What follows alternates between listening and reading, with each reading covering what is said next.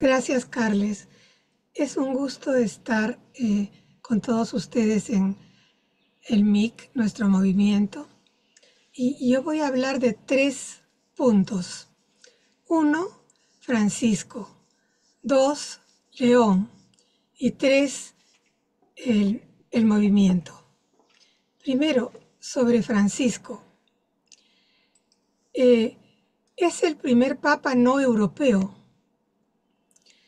Y en verdad, el primer papa latinoamericano. Y él llevó a la Iglesia Universal los aportes forjados en nuestro continente. Para poner una fecha, son 80 años de la fundación del CELAM. Y estos aportes fueron forjados en medio de pobreza y persecución. Estos aportes ligados a la reflexión de nuestro querido teólogo Gustavo Gutiérrez nos llevaron a ver lo que Marcela ha mencionado, los signos de los tiempos en América Latina, como guía para vivir el Concilio Vaticano en el continente. Y descubrimos que el signo fundamental era la pobreza inhumana e injusta de la gran mayoría de la población. Y eso llevó a nuestro continente hace 80 años y en un camino de varias conferencias episcopales en Medellín, que terminando en Aparecida, a optar por los pobres y a construir una vida de solidaridad en medio de los pobres, lo que llevó a la desconfianza y persecución de los poderosos que llegaron al asesinato, por ejemplo, de Monseñor Oscar Romero, de los jesuitas y de muchos otros en América Latina, como Angelelli en Argentina, y también el Perú, mártires que dieron testimonio de una nueva manera de vivir la fe, enraizada en la tradición, pero con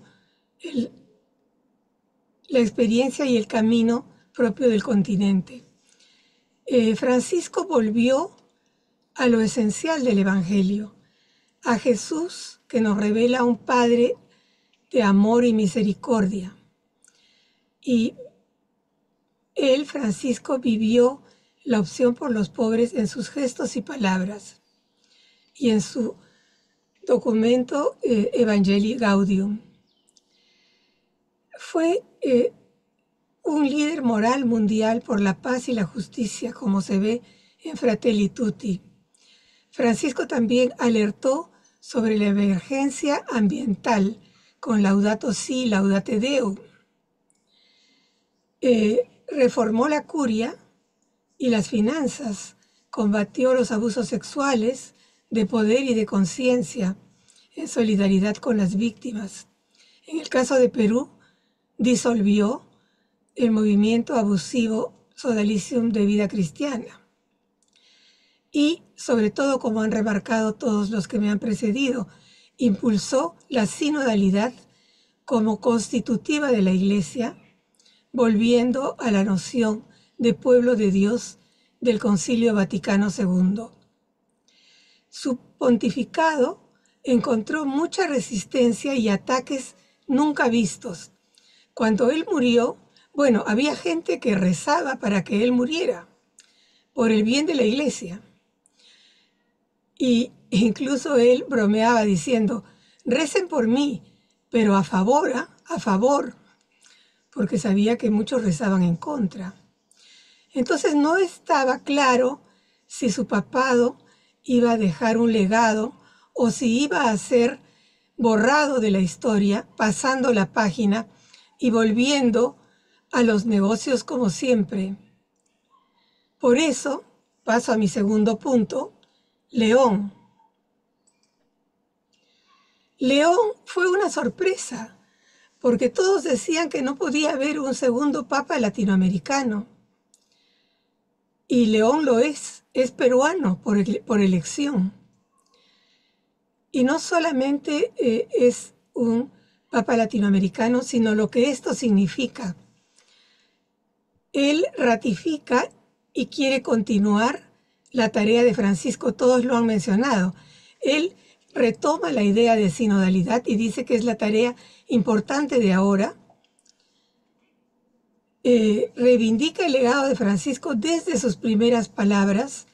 Dice que le quiere dar continuidad a su bendición última en el día de Pascua. Ya todos han mencionado también su trayectoria.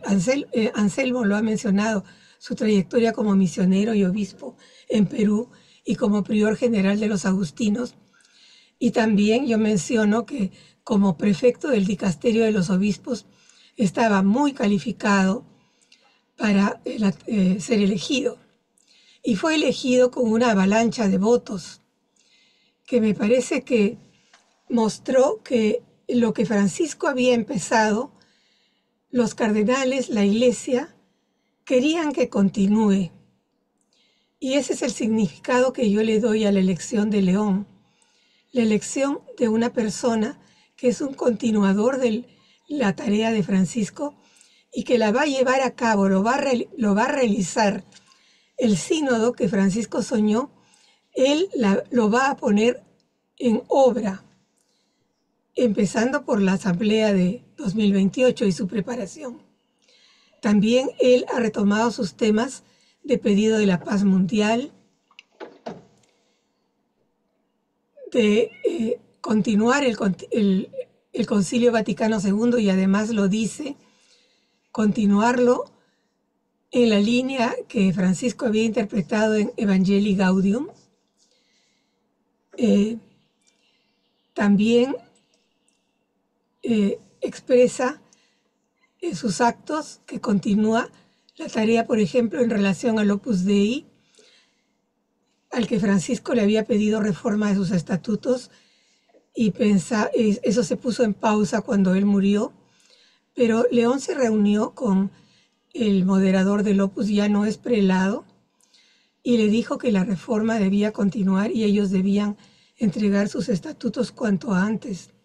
Y eso lo acaban de hacer ahora hace pocos días. Lo ha hecho también en relación a un punto que me parece muy importante, el saber escuchar, clave del sínodo. Y León ha dicho una cosa que me da muchas esperanzas, que la Iglesia no debe creerse dueña de la verdad, sino que debe dialogar con los demás y dejarse enseñar por los demás también. Ha dicho que cada generación es distinta, tiene sus propios desafíos, sus propias maneras de ver. Es decir, no tiene un acercamiento dogmático a lo que es la tarea de la Iglesia de enseñanza. Entonces, hay que tomar en cuenta que León, se dice, es un poco irónico porque tiene 69 años, pero se considera un papa joven. Tiene 20 años por delante, tiene tiempo, no debe apurarse, no se va a apurar. Es un hombre muy calmado, pero muy decidido, y va a tomar decisiones en su momento, y no sabemos hasta dónde van a llegar esas decisiones. Creo que haríamos mal en ponerle límites a lo que puede hacer León. Creo que puede ir muy lejos en muchos puntos que necesitan reforma en la Iglesia. Y eso lo hará caminando en el tiempo que viene y como dijo Marcel, hay que sostenerlo con nuestras oraciones.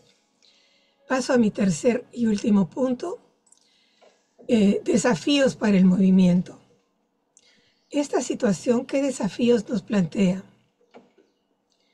Primero, la sinodalidad, ya lo han dicho, es la gran reforma, se asienta en el sacramento fundamental, nuestro bautismo, y nosotros tenemos como tarea impulsarla desde donde estamos, en nuestras parroquias, movimientos, continentes, con nuestras propias características. Estefano lo dijo muy bien, todos desde nuestra propia realidad y nuestras propias culturas y tradiciones, pero con algo que nos une, y es esta meta de ser una iglesia que camina en la historia como una comunidad de fe de iguales.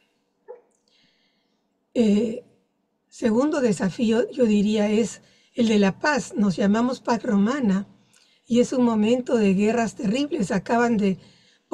Israel acaba de bombardear Irán y las consecuencias son impensables.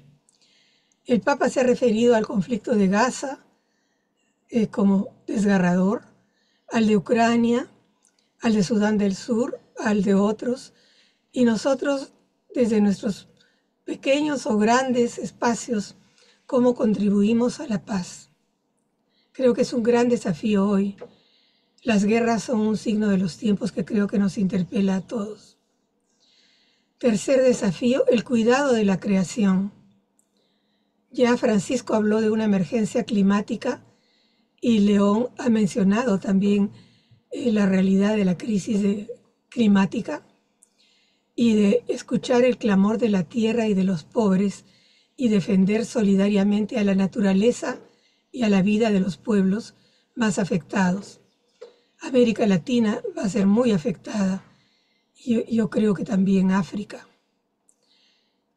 Cuarto desafío, como intelectuales y profesionales, Anselmo ha hablado de esto.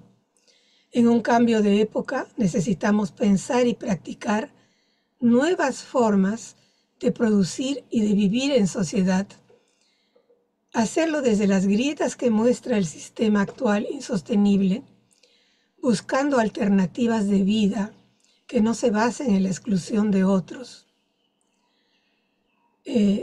Esto creo que es una tarea cotidiana que enfrentamos. Y finalmente, quiero señalar que el testimonio de vida es lo fundamental.